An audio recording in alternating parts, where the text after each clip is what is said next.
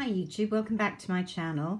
I've been wanting to show you the items I bought from Dior in the last month or so, and I keep pushing it off because I've been so busy, and every time I have a few minutes and I think I'm going to make a video for YouTube, I realise that my manicure is horrible and I haven't got time to do a new one. And I still haven't, but I thought I'd just go ahead today and show you in the next 10 minutes what I've got, because lots of you, I guess, will already have looked or bought things from the Dior autumn fall release. So I actually ended up getting quite a lot. I've been liking Dior's releases more and more recently. I'm not a huge fan of the eyeshadow quints. I do have maybe 2 or 3, I think mostly holiday palettes, but I really liked the look of the autumn 2 palettes really, although I only got 1 of them. Now, service announcement, I have used some of the products quite a lot. When we get on to talk about the blushes, I can tell you exactly how they work out, but I haven't actually used this gorgeous palette at all yet. I just really haven't had the chance to practice with it, and I wanted to photograph it as well before I used it. It's in the shade Volcanic, and ta-da! There we go. Isn't that an interesting colour mix? I think we've all got used to seeing a lot more of the kind of reds and reddy browns that have been quite popular really in eyeshadows for the last couple of years. I can remember Dior actually was one of the first that did a palette, I think it was called Trafalgar, which had a really bright red in the middle. I didn't get it, in fact, but it was the kind of first of the red palettes that, I mean, Chanel have been doing them as well. What I liked about this one particularly, I don't know if it's coming across, is that the texture is really, well, it's textured. It's like a kind of leather look almost, which I thought was really, really pretty. I don't know how this is going to wear on the eyes, and I haven't worn it yet. So let's just have a little swatch. You can see very pigmented, bronzy, cool bronzy brown. Quite excited about this one. A really bluey grey. I find blue grey is quite flattering on my eye colour. Yeah, and you can see there that that's not too intense a grey, because I don't like full-on smoky. Then I don't know how this is going to be.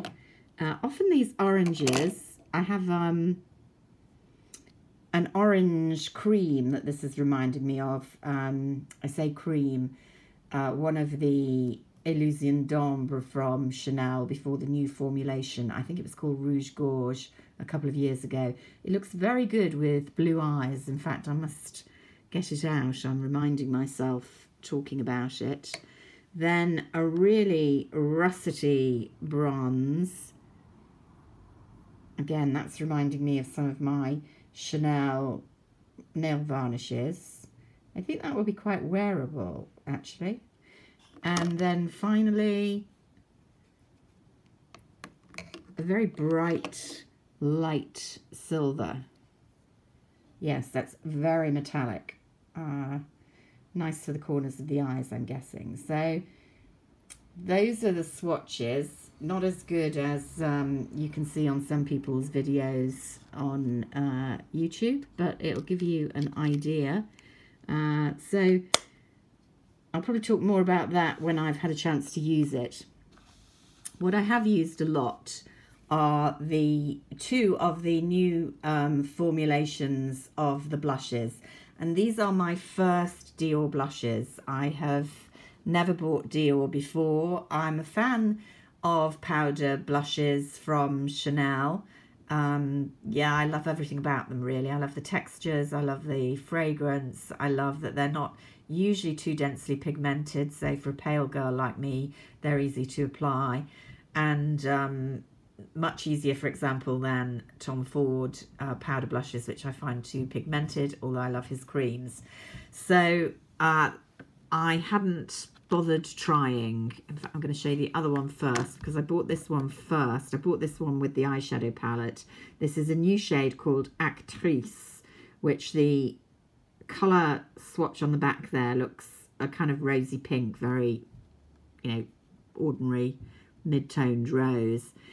In fact, this has a definite kind of peach hue to it, and it's a really, really pretty shade. Now, it is quite densely pigmented, I would say, so I do have to go in quite carefully. Conversely, when you're just swatching with fingers, it doesn't look all that pigmented.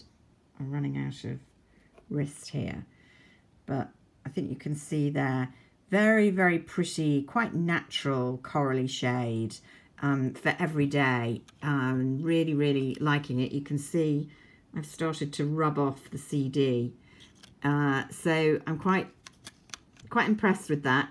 The only thing that I don't love as much as the Chanel powders is, and some people will see this as a plus, there isn't a really strong fragrance on these. There's a slight fragrance, but much, much less than the Chanel one. I happen to like the Chanel one, but if you don't like fragrances, you're going to enjoy the Dior ones. Beautifully packaged, by the way, aren't they? The compacts have got a lot slimmer from Dior recently, and I like that. So then I went out, not that, and bought another one, and this one is called Poison Matte, so a matte, and the reason I went for this quite plummy pink is I had a favourite one from Chanel that I bought by mistake a few years ago. I think it was called Plum Explosion, and I'd ordered online, and I'm pretty sure that's not what I'd ordered, but they sent it and I couldn't be bothered to send it back. And it turned out probably to be my favourite blush ever, in that it was really, really flattering on my complexion, although I would never have gone for it because it looked too dark and vivid. So since then, I've been looking for a replacement, and here we go. This is Plum Explosion's replacement. You can see it doesn't look that densely pigmented there. Actually, with a soft brush, somehow these actually do come more pigmented on the cheeks. So you do have to go quite easy. But again, it's a lovely, lovely colour. And a matte blush. I don't have a lot of matte blushes because I actually like a bit of dewy shine. But it doesn't really matter here because I love the colour so much. And I can then touch up at the edges with a highlighter.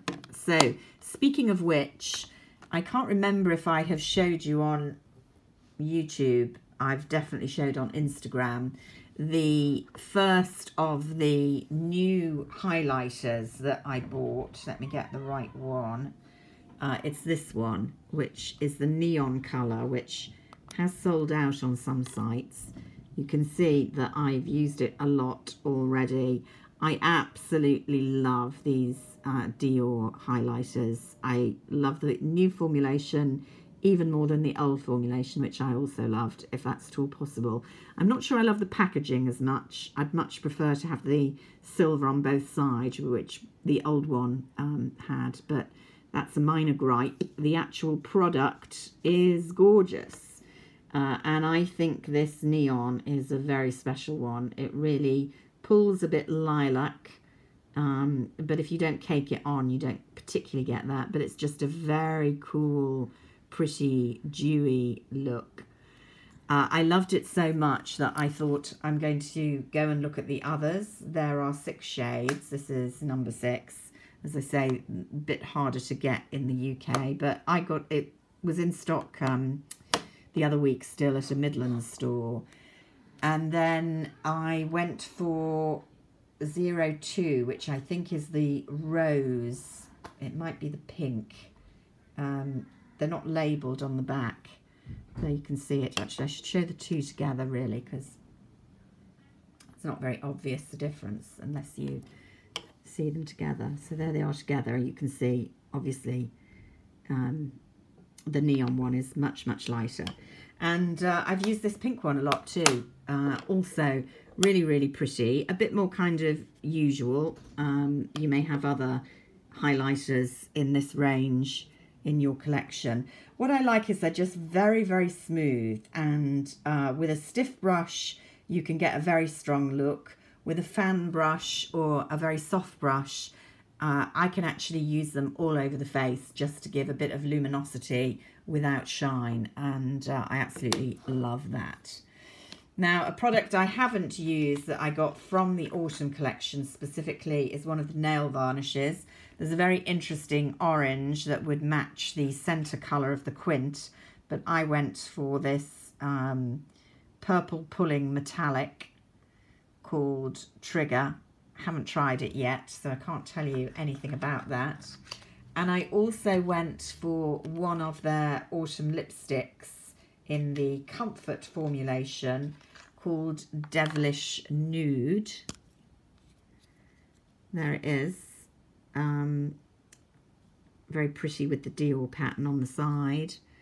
I haven't actually worn it yet. It reminded me a bit of one of their spring lipsticks that I had a few years back, which I've just pulled out, but you can see that's a bit darker, but they're quite similar, aren't they, really? Nothing changes that much in the world. This was a spring release, and I wear it quite a lot. It's actually pulls a lot pinker than the more peachy one for this season. So yeah, I haven't, as I say, really tried this new one, Devilish Nude, yet, but looking forward to that. And I will tell you a bit more about the products I haven't tried so much yet, in particular the quint, when I've had the chance to give them a good old go. But until next time, bye for now.